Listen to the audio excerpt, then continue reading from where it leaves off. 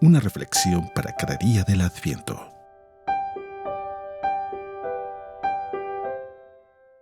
Hoy, segundo viernes de Adviento.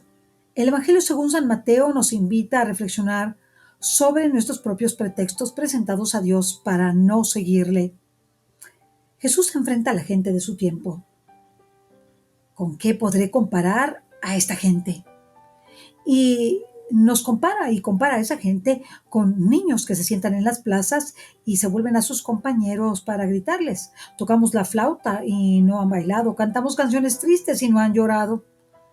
Dios ha puesto todos los medios para que nos salvemos. Nos ha dado a su Hijo único Jesús para que encontremos el camino, la verdad y la vida, y para que siguiéndole podamos llegar a la vida eterna. Sin embargo, nos ha parecido poco. Vemos a Jesús como cualquier evento, una persona más, un profeta más, un Dios más, porque este tiempo a todo mundo le da el carácter de Dios, menos a Dios. Y habiendo hecho todo Jesús, habiendo sufrido lo indecible por nuestra salvación, es como si nos hubieran dado todo y pasáramos de largo, indiferentes frente a tantos dones y tantas gracias. Asimismo, este Evangelio, el Señor dice, porque vino Juan, que ni comía ni bebía, y dijeron, tiene un demonio. Y viene el Hijo del Hombre, y dicen, es un glotón, un borracho, un vividor, amigo de publicanos y pecadores. Pero Jesús termina con una frase lapidaria. Pero la sabiduría de Dios se justifica a sí misma por sus obras, es decir, por sus frutos se conoce a Dios. Y Dios nos ha dado todo lo que ha sido necesario para que nos encontremos con Él y para regresar a nuestra patria celestial, al cielo. Nos ha abierto las puertas del cielo, dándonos todas las posibilidades, todas las gracias, todos los dones, todas las capacidades que se le pueden dar al hombre para encontrarse con su Dios. Y nosotros no lo apreciamos. Cuando Dios tiene un favor para nosotros o para con nosotros y nuestra familia, decimos, qué suerte tienes. Pero cuando nos pasa algo que nos duele o molesta o nos causa sufrimiento, decimos, qué malo es Dios. Yo no creo que exista porque es malo. Nada nos conforma. Cuando recibimos un bien, pasamos de largo y creemos que nos lo merecemos. Cuando recibimos un sufrimiento, tampoco vemos el don que eso significa y acusamos a Dios de maldad y de dureza a pesar de nuestro pecado. Por eso el día de hoy el Señor nos invita a vivir de manera diferente, a ver al Señor con amor, a realizar todo cuanto realicemos por amor de Dios y a ir en contra de nuestra propia tibieza, porque muchas veces nos justificamos frente a todas las causas que podemos encontrar, a todos los pretextos que podemos encontrar para no servir a Dios y no seguirle. El que te sigue, Señor, tendrá la luz de la vida. Será como un árbol plantado al borde de la acequia. Da fruto en su sazón, no se marchitan sus hojas. Nuestra vida no tiene sentido si no es junto al Señor. ¿A dónde iremos, Señor? Solo tú tienes palabras de vida eterna, le ha dicho Pedro. Nuestros éxitos, la felicidad humana que podemos acaparar, es paja que arrebata el viento. Verdaderamente podemos decirle al Señor en nuestra oración personal, quédate con nosotros, porque nos rodean en el alma las tinieblas y solo tú eres la luz. Solo tú puedes calmar esa ansia que nos consume, porque entre todas las cosas hermosas y honestas no ignoramos cuál es la primera, poseerte siempre a ti, Señor. Esto es lo que debemos decirle al Señor en vez de quedarnos sin saciarnos de nada. Si Dios nos da todo, porque nos dio todo, si no nos lo dio, porque no nos lo dio. Pero el Señor nos ha dado todas las cosas hermosas y honestas y maravillosas para presentarse ante nosotros. Él viene a traernos un amor que lo penetra todo como el fuego y viene a darle sentido a nuestra vida sin sentido. Amor exigente es el del Señor, que pide siempre más y nos lleva a crecer en la finura del alma con Dios y a dar muchos frutos. Todo cristiano lleno de amor a Dios es el árbol frondoso del que nos habla el Salmo responsorial, que no se seca jamás. Cristo mismo es quien le da la vida. Pero si el cristiano deja que el amor se enfríe, que penetre en su alma el aburguesamiento, la comodidad, la tibieza, vendrá esta enfermedad que arrebata como el viento arrebata la paja. Esta tibieza vuelve la vida sin sentido, vuelve la vida desenamorada, vuelve la vida indiferente hacia Dios. Y aunque externamente pueda parecer que nada ha cambiado, todo ha cambiado porque ha cambiado nuestra actitud y nuestra intención. Cristo queda oscurecido, su verdad deslucida. Él es el culpable de todo lo que nos pasa, pero no es el autor de todo lo bueno que tenemos. En el corazón ya no se ve ni se oye a Dios. Esta tibieza queda entonces en el alma, dejando un vacío de Dios que intenta llenarse de otras cosas, del dinero, de la fama, de las diversiones, de la moda, de las reuniones, de los amigos, pero no de Dios. Todo aquello que impregna la vida en el mundo y sus argucias, sus superficialidades, que nos hacen perder la vida eterna. Se pierde la prontitud y la alegría de la entrega. La fe queda adormecida precisamente porque se ha enfriado el amor. En algún momento vamos a notar que nuestra vida íntima se aleja de Dios. Hemos de saber que si ponemos los medios, todas las enfermedades del alma tienen curación. Si nos esforzamos por ese tiempo que tenemos con Dios, ese tiempo de oración, si nos esforzamos por buscar y por descubrir ese tesoro escondido que hay en Cristo y en su corazón, y también ese Cristo que está enfrente de nosotros, entonces seremos como ese leproso del que nos habla San Lucas, que estaba cubierto de lepra, totalmente enfermo. Pero un día decidió acercarse de verdad y humildemente le dijo a Cristo y le pidió la curación. Cúrame, si tú quieres puedes curarme. Preguntaron al amigo que cuál era la fuente del amor. Respondió que aquella en donde el amado nos ha limpiado de nuestras culpas y en la cual da de balde el agua viva, de la cual quien bebe logra la vida eterna en amor sin fin.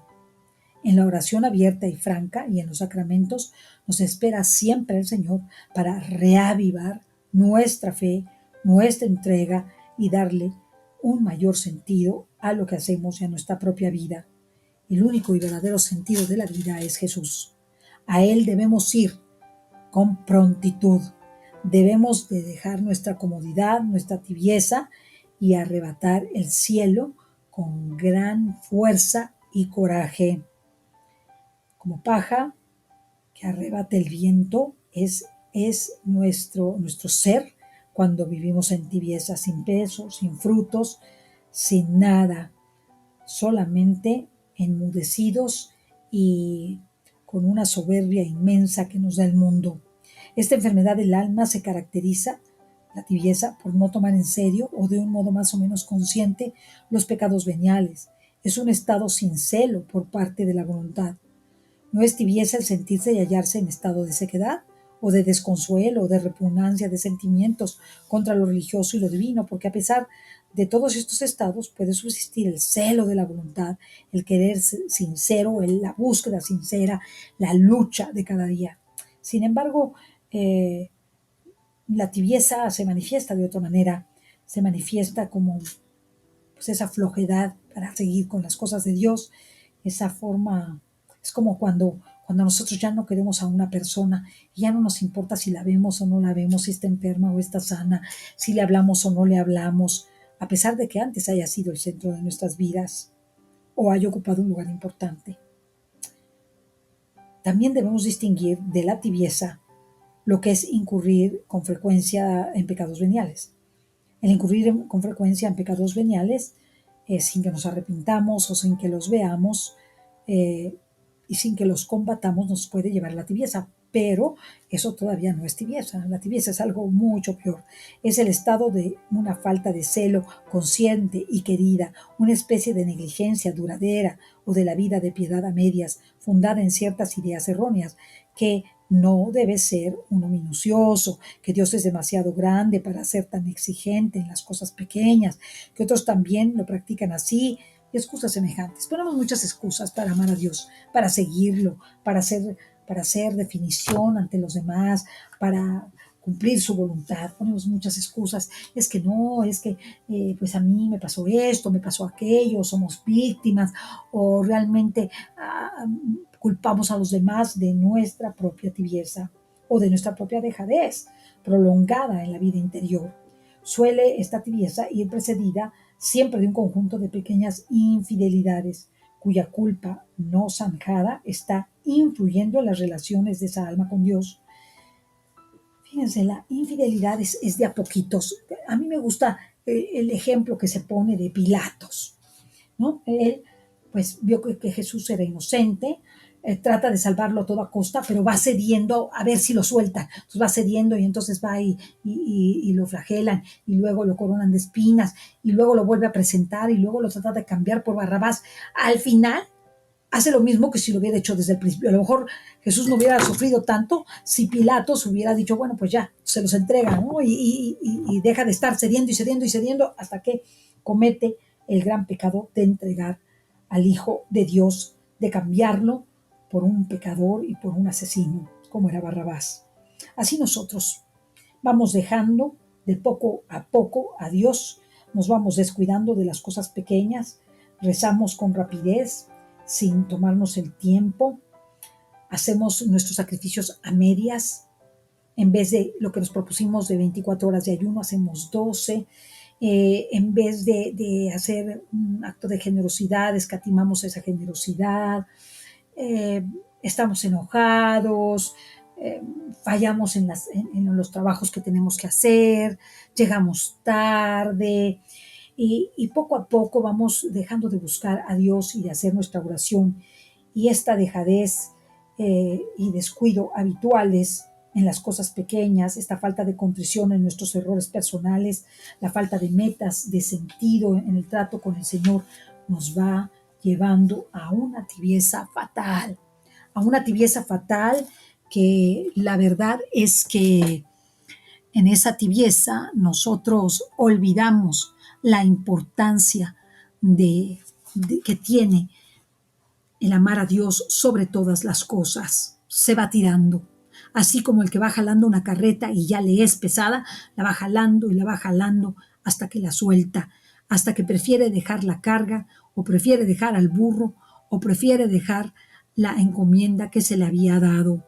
Se ha dejado de luchar por ser mejores o se lleva una lucha ficticia o ineficaz. Se abandona la mortificación y con el cuerpo pesado y harto de mantenimiento, muy mal aparejado, está el ánimo para volar a lo alto. Me recuerdo que en una ocasión había pues sentido que ya no tenía pues mucho caso hacer algunas cosas espirituales. Y entonces, como me parecía que tenía poco sentido el hacerlas, había empezado a abandonar aquello que tenía que hacer.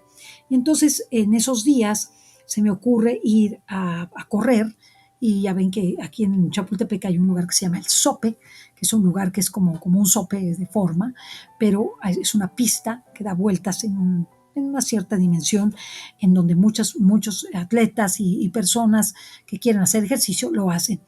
¿Y cuál va siendo mi sorpresa? En donde había una manta colgada de lado a lado que decía, craso error, abandonarse. Y firmaba Juan. Imagínense ustedes, como si me lo hubieran escrito a mí.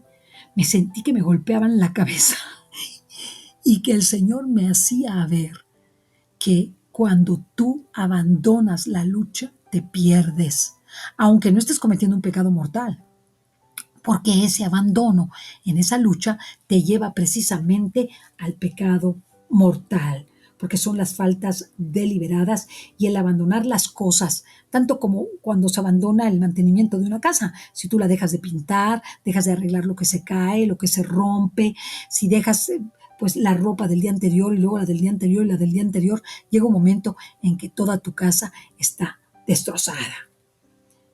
Así que el estado de tibieza se parece a una pendiente inclinada que cada vez va separando más de Dios. Casi insensiblemente nace una cierta preocupación por no excederse, por quedarse en el límite, en lo suficiente para no caer en el pecado mortal, aunque se descuide y se acepta sin dificultad lo venial.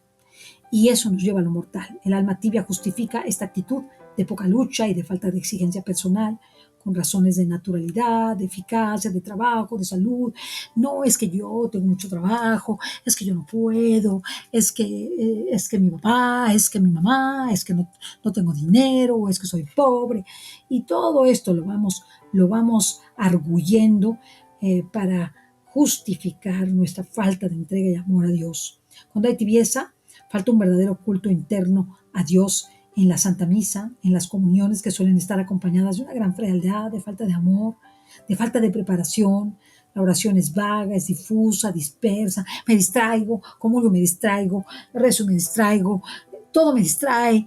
Pues sabes qué, estás ocupada más de otras cosas que de Dios. La oración suele ser vaga, mala, ¿verdad? El examen de conciencia, superficial.